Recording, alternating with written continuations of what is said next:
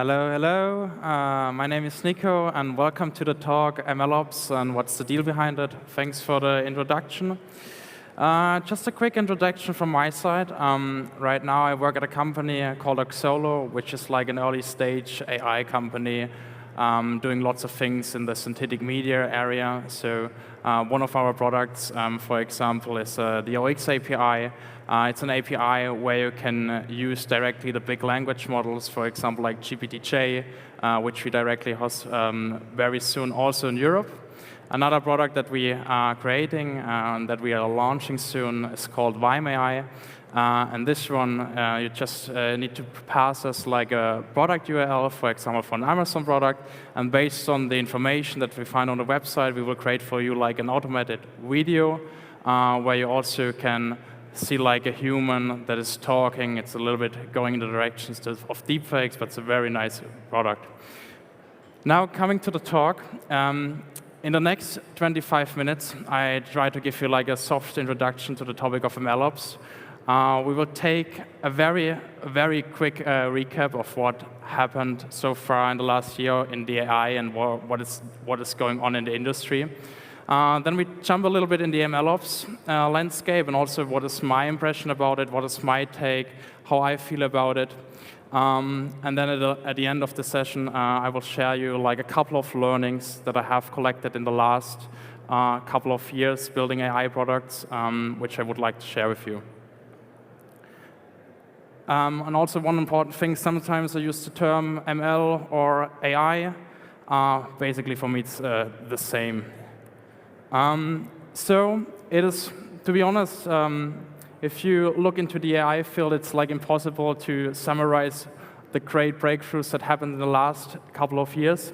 So here's like a quick attempt. So back in 2012, like 10 years ago, we had like a big breakthrough in image classification. There was a paper published which used like the first kind of deep neural networks. Also in the same year, data scientist was called like the sexiest job to work in the 21st century. I'm not sure exactly what is so sexy about crunching numbers all day, but for some people it is. And then in 2017, we had like a big breakthrough in the text area and the natural language processing. It was the birth of the transformers models. A lot of things happened with the attention mechanisms. And there was a lot of papers which were named after the Muppet characters, for example, Bert, Elmo, and things like that. And now, 5 years later, we have a lot of breakthroughs in the area of generative AI. What you can see here is an image that was produced by an AI. And for producing this image, they just passed the information, a cute corgi lived in a house made out of sushi, and that's the result that you can see here on the right side. Basically, what is very important that AI is like a research-driven field, and this has like a couple of effects. So for example, today or like even like 5 years ago, it was impossible to keep up with what is happening in the research environment. There are like too many papers published every day. It's impossible to keep up with those things, and it's also hard to spot like the golden nuggets for the domain area that you're working on.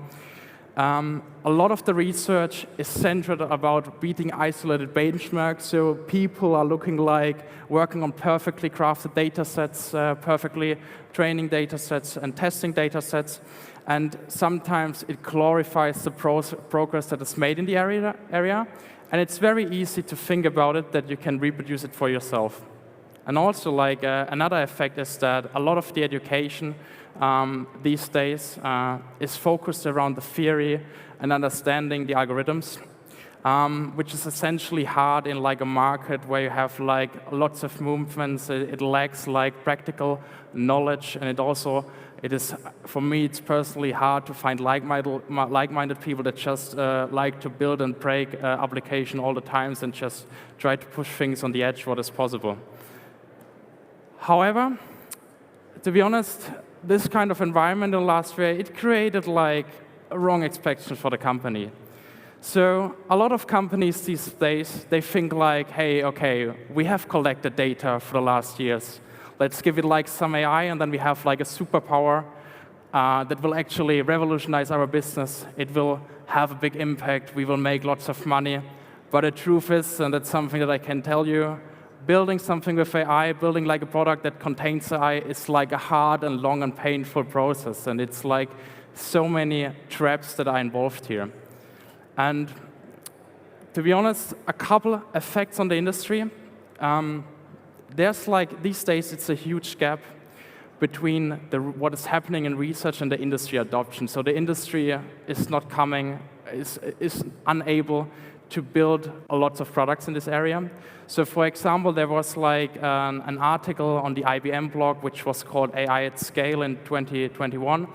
And they claim that 90% of corporate AI initiatives are struggling to move beyond the test stages. So if you think about it, like 9 out of 10 projects are just like, they will never see the real life. It's probably better to make like a couple of angel investments to make money, for example. Also, another side effect is that there are like a couple of AI-first companies. For example, there are big companies, the big ones in the world, the big tech companies, which are like major contributors to like the research. They are able to adapt to what they are doing in the research because they have brilliant and excellent engineering teams. They have lots of people. But on the other side, there are like lots of small companies, mid-sized companies, which are just completely failing to adapt what is happening here. Of course, some of those are even not like tech companies, but some of those even fail by spotting like low-hanging fruit cases, and it's even hard for them to do something with AI. On the other side, there's also like a couple of companies that claim to do AI, but it's more something they put on the flag in order to be like innovative and be driven.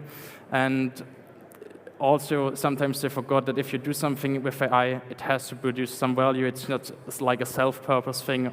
And to summarize it, in the industry, all in all, there's a huge underestimation about the efforts that are required to build products that contain any kind of AI.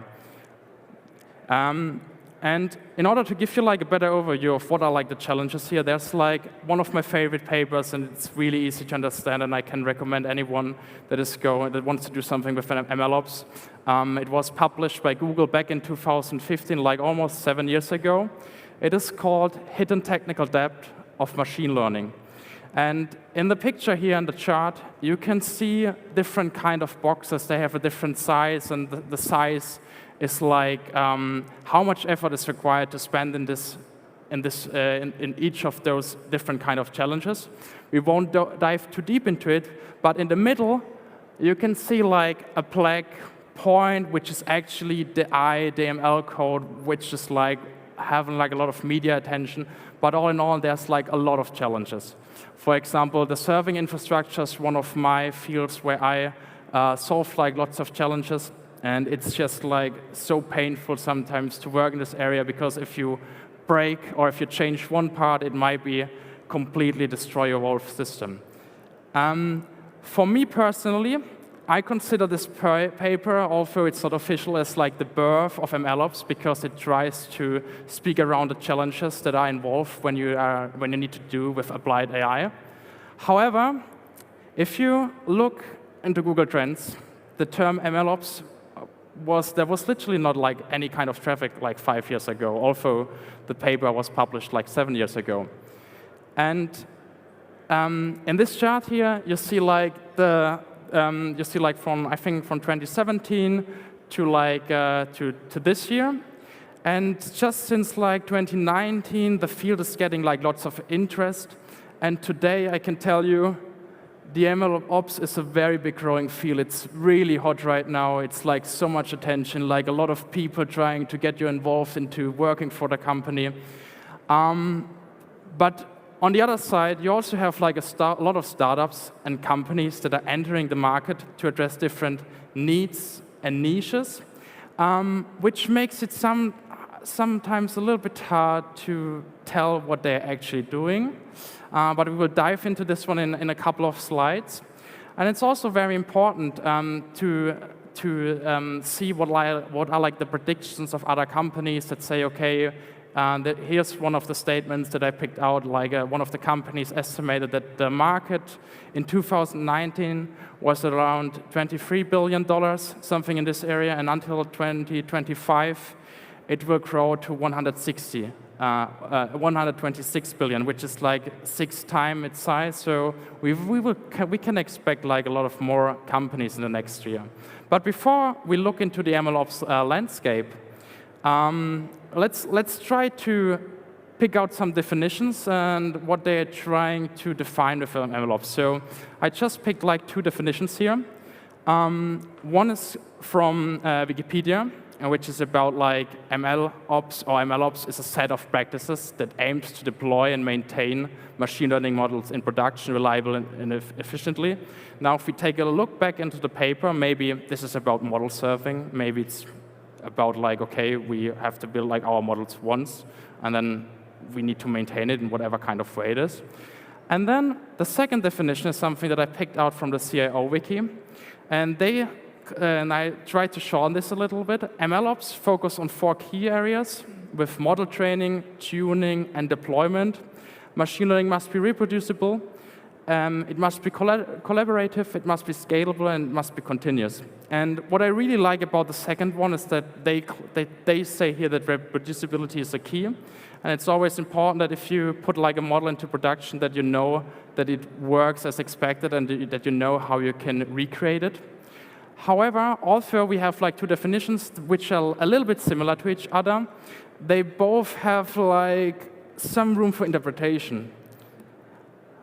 And what you can see here is like the MAT, the machine learning, AI, and data landscape from 2021, created by Matt Turk. He's a venture capitalist.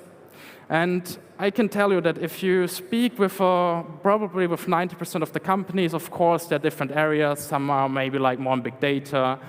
Some of those are more like in cloud data warehouse. Some of those are maybe related to NLP or computer vision. Probably 90%, based on my experience, based on my inbox that I have in LinkedIn, they claim, yes, we do these things, but we also do MLOps. And especially for people that are now coming into those fields that are starting out here, the market is very overwhelming. And to be honest, when I even did not take like a look onto like any kind of job postings, because this is even worse. But maybe to summarize it, I tried to create this meme. So there are lots of terms around it, like model training, machine learning, model serving, model monitoring, continuous training. And some of those are MLOps. And MLOps itself can have lots of different meanings and many different combinations. So what is MLOps actually? Let me try to rephrase it on how I see it today. So for me, MLOps, it's about solving the AI engineering challenge around AI development and deployment to ship reliable and robust products that contain some part of AI. I personally have a very strong product-oriented thinking because I want to create products that have an impact. And in order to nail this a little bit more down, when you're building AI products, there's like a lot of side effects. You have data that you need to be aware of. You have like code that is maybe like pre-processing or post-processing data. You have models that are maybe like bound to this data piece or maybe to this data piece.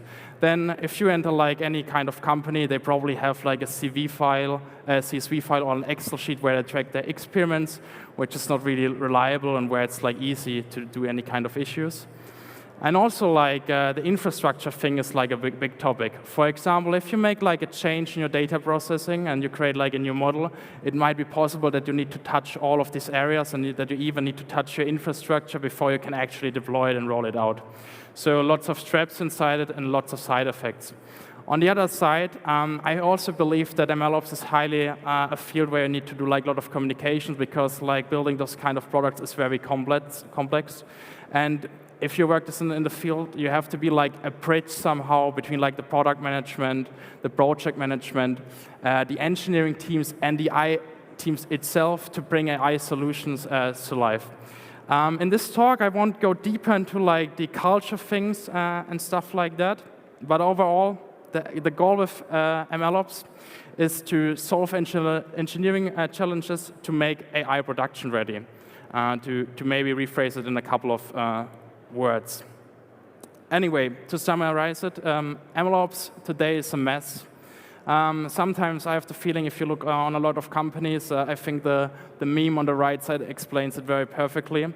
The real life of an ML model begins once it's deployed. Of course, like the real pain really starts when you have it deployed. That's something that I can also verify here. Then here's like another number, but a lot of ML projects fail to come to life. There's like a startup that will help you to build this kind of solution. Then the point number 3, it's like TensorBoard. TensorBoard is like an open source framework in some sense, but it costs a lot of money. Maybe it's a little bit better. And then last but not least, we built Magic AI to solve the problems we face around data science. And somehow this creates like an artificial market for me, at least from my experience. And these days, it's very hard to understand and to have like a full grasp of the full features of all of the products. And lots of acquisitions are happening all of the time. Unfortunately, some of those are acqui-hires, which means that the products are not maintained anymore. I just got recently like a victim of this. And on the other side, these days in the fields, you have too many best practices. Lots of best practices. For some people, it's a bad practice, but for other people, it's a best practice, for example. Then there's like a lot of disciplines. So for example, we have computer vision, natural language processing, speech recognition, the normal machine learning, which just makes it hard to say which solution or which kind of software you actually need here. And then we also have like too many technology stacks and MLOps tooling solutions out there. So I don't know, I think on GitHub you will find at least 100 projects that probably try to do something similar. And also, this leaves out like a couple of open questions, for example, for companies. Is it enough to just buy in like one solution and it will fit or it will solve all of our issues? How can we integrate like different kind of solutions in the market together?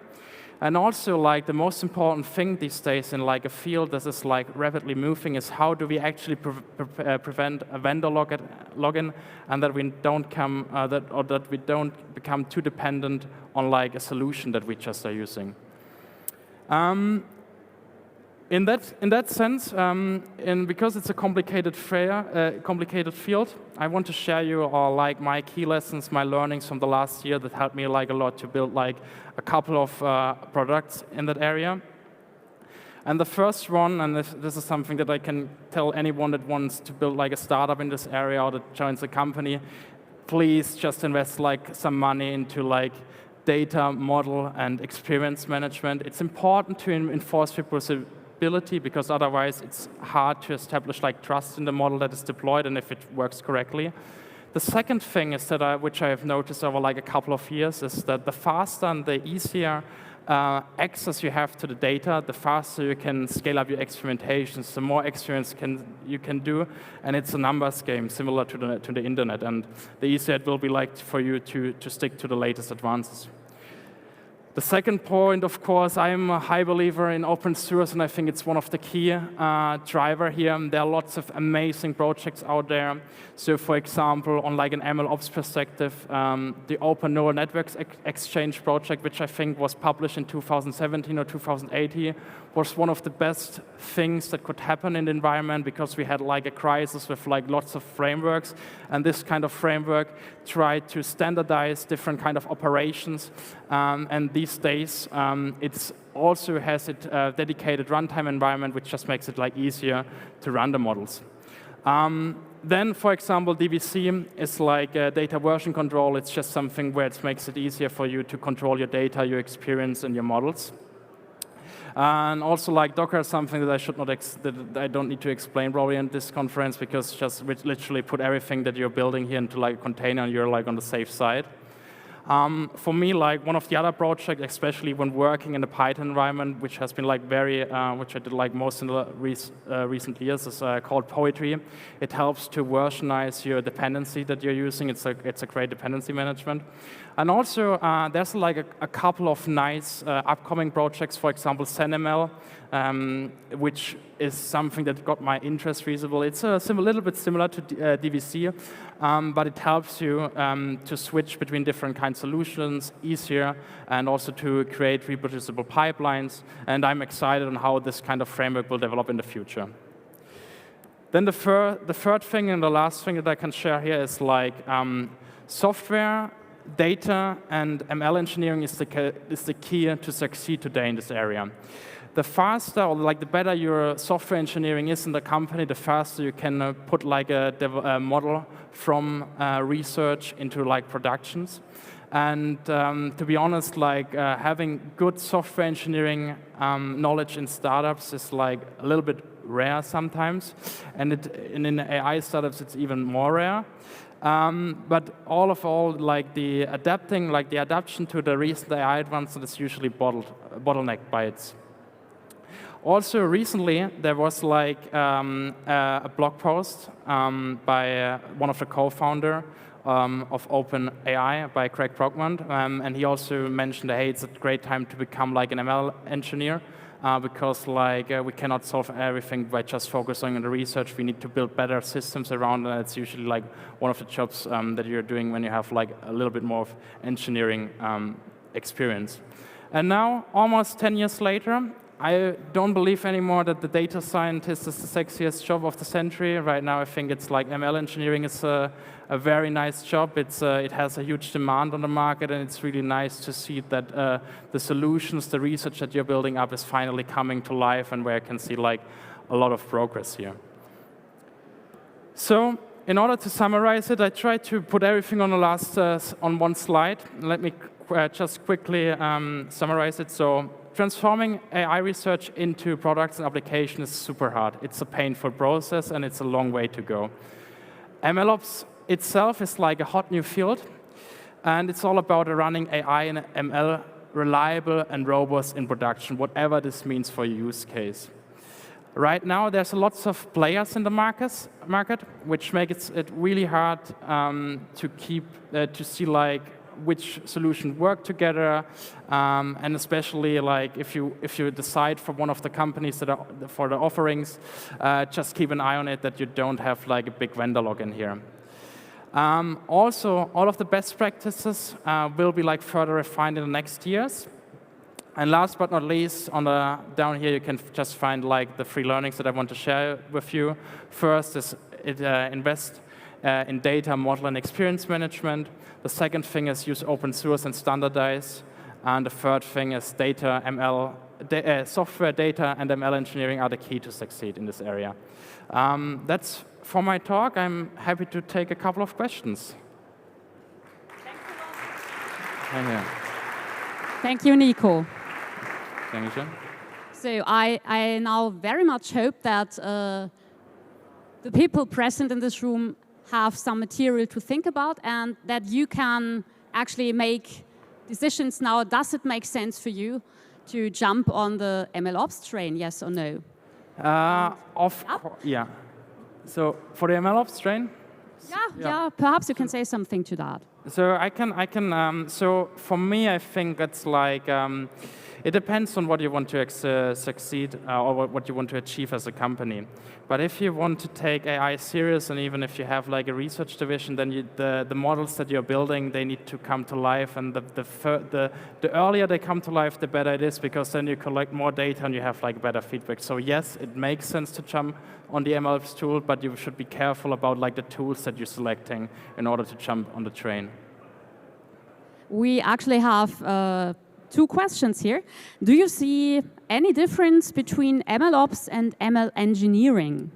I think yes. So for me, like ML engineering, I don't like to separate like the terms here a lot, but ML engineering is maybe also about like for example, about like driving the like concepts that make it, for example, easier to maybe scale up a GPU, for example. Maybe you know, maybe someone who asked this question, there's a framework out there which is called DeepSpeed, and they have like new concepts on how you can scale up like a model on a GPU and how you can make it easier to train it. So this is for me like more like a real engineering thing. But when it comes to the operations, it's also like a little bit different, because operations can also mean, or MLOps can also mean that, for example, if you're using like a database, and if you make like a change in your model for whatever reason, for example, you have to cut out a feature due to GDPR, then you also need, for example, to like a change on the database itself. So this is more like also like an operations thing if you have an application and that kinds of thing. Yeah, thanks, Daniel, for that question. Another question by Thomas is, how much thought is given to make serializable learning models in the industry? How much thought? How much thought are you giving to serialization? Serialization. Yes, industry? serialization is a big thing. So whatever kind of model you have, put it into Onyx and you're happy if it's supported by that. It's like serialization is key. And Onyx is one of the best frameworks out there for exactly achieving those things and in order to standardize things. And for me, it was like it made like a big impact, because you just need to have like once your runtime built up, and then you usually can serialize it with like a framework like Onyx. Maybe you do like some graph hacking and put also like your feature processing into like your network or into your graph, and then it's like very easy to scale up those things. There are actually two related questions. I will bring them together in one, Ilya and Christoph. It's about, what is your advice on how to choose and evaluate open source MLOps tools? And the other question, where would you suggest what's the starting point to get into MLOps?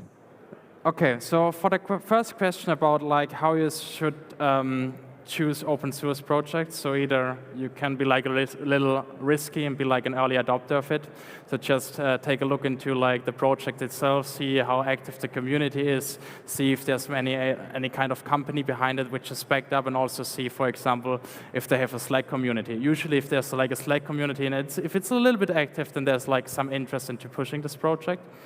But all in all, it's just like take the framework, build something with it, and then make like a decision if it makes sense for you. Build maybe something small. And the second question, like a starting point to get into MLOps. Well, I know that there are like a couple of e-learning courses these days. I think like also Berkeley has published like one of those. I have never done like one of those courses, because like to be honest, like how I started back in the days, it's just like I was so frustrated by the research that is happening. I also published like a paper in speech recognition, built a solution, and then I was so frustrated that it never got to life because nobody cared about it. And then I just figured it out for myself, and then I built like lots of models. My advantage was that I had like a strong software engineering background, so this usually helps. And then you just build models and put them into production. But whoever asks this question, feel free to come to the talk after me, and then we can have a chat. Yeah, a very quick last question by Robert Tom. What do you think will be the sexiest job in 10 years? Oh, that's a very good question. I don't know yet. It's something that I can't answer right now, but maybe it's also like, we see like, it is hard to make like a prediction right now, but I also might believe that the GPU programming will become a little bit easier. So maybe it will be like something that is more like GPU related to this field, to even have more processing power in some sense, but it's really hard to make like a prediction here. For me, it's just about I have like a lot of fun into building products, and whatever is necessary to keep the product alive is something that I personally like to do, and whatever kind of title it is, then that's fine. Many, many thanks also for the interesting Q&A session now. Yeah. Another kind applause for you. So. Thanks a lot.